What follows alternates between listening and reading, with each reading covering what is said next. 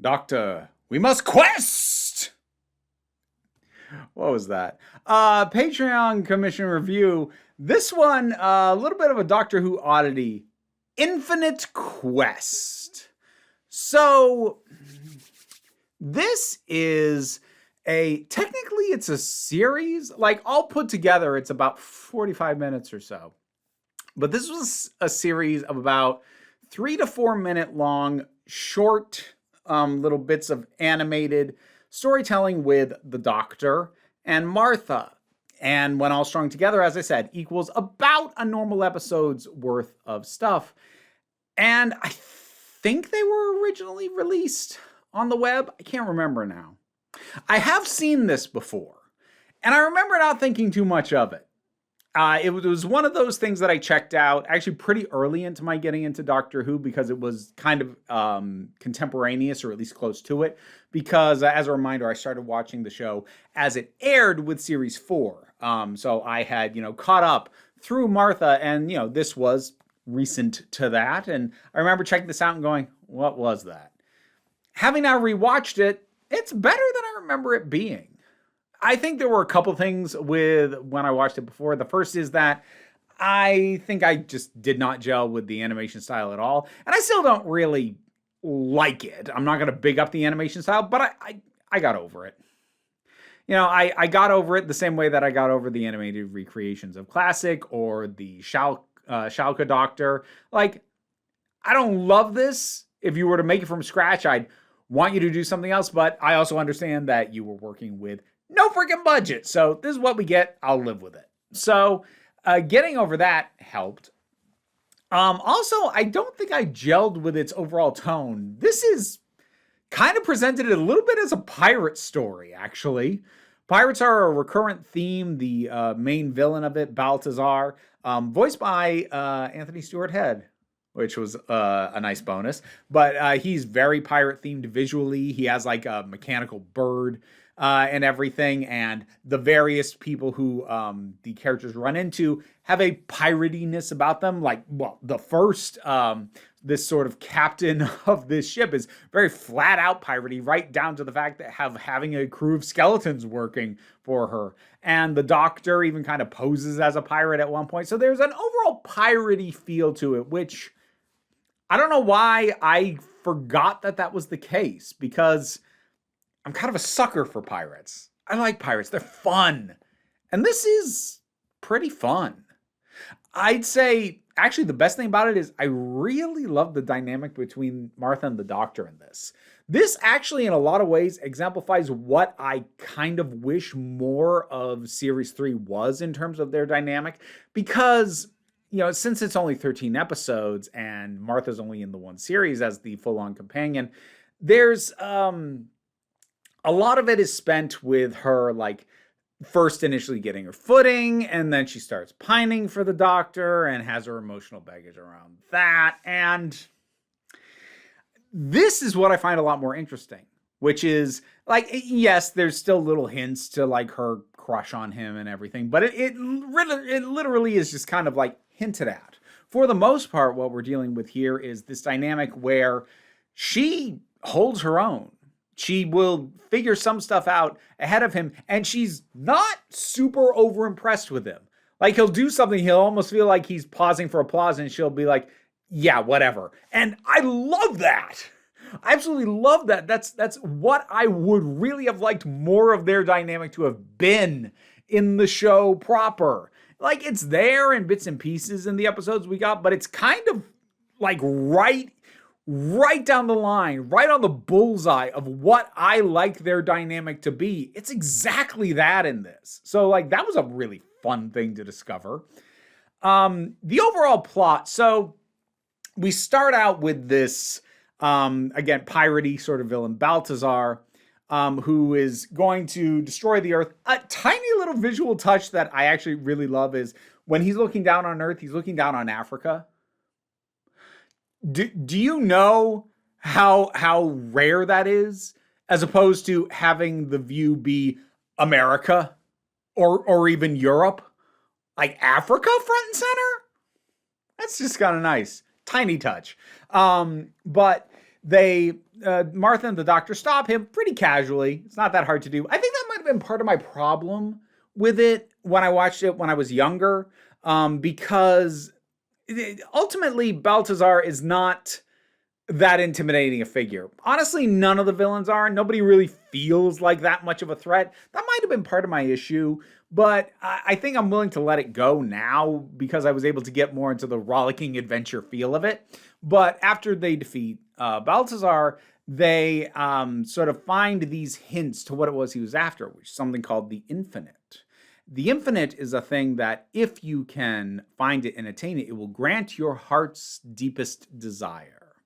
Obviously, this is something that both kind of feels mythical, but also the sort of thing that if it's real, you do not want a guy like Balthazar getting his hands on it. I'm just realizing that I'm doing Doctor Who. I've got the wrong colors up. There we go. That's better. Anyways. Sorry, that was bugging me. I'm looking at the viewfinder going like, something's wrong. Oh, right. Anyways, sorry. But they go about to collect these various little devices that'll help them find the Infinite. And they get one from this captain, one from this sort of mercenary arms dealer, again, sort of pirate adjacent, one from this criminal who's taken over a prison, and eventually, yes, defeating Balthazar and ensuring that the Infinite doesn't fall into the wrong hands and all of that. And it flows a lot better than you'd think it would, given that it was broken up into like 3.5-minute chunks. That having been said, you can see the stitching.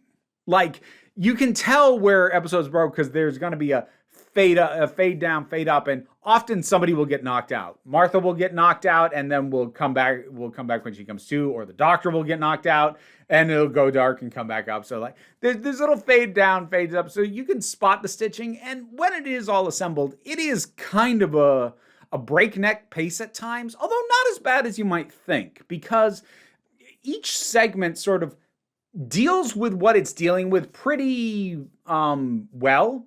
Individual scenes don't feel rushed, but this thing is jumping from so we have Balthazar trying to destroy the Earth, defeated, cool. We have this pirate captain who's raiding oil from these tankers. Actually, the oil subplot's it's aged very well, actually.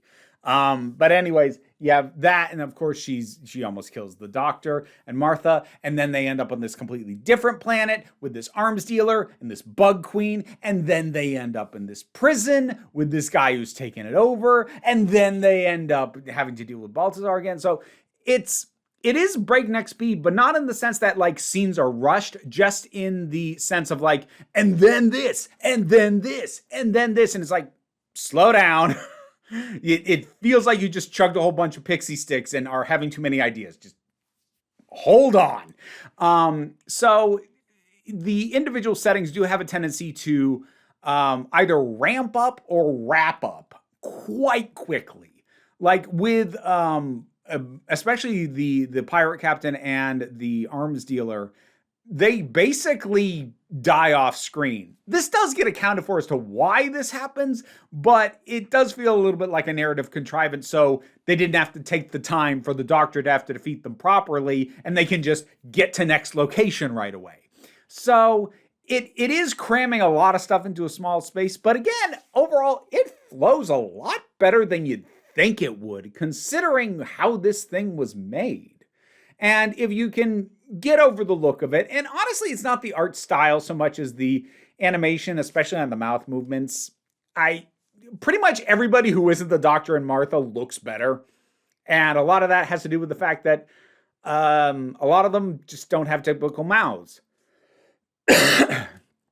The arms dealer is a lizard guy. The bug queen obviously doesn't have a typical mouth. Balthazar has, this thing covering his face. So they do a lot so you don't have to see the mouth movement too often. But even, on the other human-y looking ones, they look a little bit better than Martha and the Doctor because they have to both have that mouth movement, but also still keep resembling the real people they're meant to be. And Yeah, the animation is, it's a little off-putting at times, but as I said, I was able to deal with it enough because I got on the wavelength of this thing. It's silly, it's a lot crammed into a tight space. It feels like it's on a sugar high at times, but it's fun, which I think was the right call. This doesn't have a particularly overly dour or serious or pretentious kind of tone to it. It's just trying to be a bit of fluffy fun, which I think was the best way to get this format to work. Yeah. I didn't remember this being any good, but I had a surprising amount of fun with this. I don't want to oversell it. It's not like, oh, you haven't experienced Doctor Who if you haven't taken in the Infinite Quest, but it is kind of like a, yeah, if you can find it, go ahead and seek that out. It's a bit of fun. Yeah. Anybody else seen this? Do you remember it? What are your thoughts on it? Whatever your thoughts are, drop something down in the comments. Let's talk about it. Patreon pays the bills and enables me to do this as my living, even if you can't help me out that way. Like, share, subscribe. They all help. Don't worry too much about it, though. We take a relaxed attitude around here, so you can just come on back next time you need a break. And now to thank my highest supporting patrons: Robin Moore, Jared Boyce, Zubin Lutfula, Auntie Kate 808, Mira G, Angry Casperl, Dave Hall, Snark Shark, Oliver B, Mystic Shadow, Sean Miller, Welsh Wrestling Geeks, Melissa Pedersen, Becky Sparks, Twylord, Tracy Scrabbit, Paul Barabajoggle, Magdalena, and Sir Didymus is my favorite. Additionally, to thank some folks from the lower tiers of support: Lee and Andy, Gavin Hinden, and I Am Orcus. We have some new friends. We have Peppercorn and where'd the other one go? Where'd you go? Coriander has gone behind my head. They are very young and they haven't been integrated with the other rats yet, but soon. Okay, yes. Maybe you weren't quite camera ready.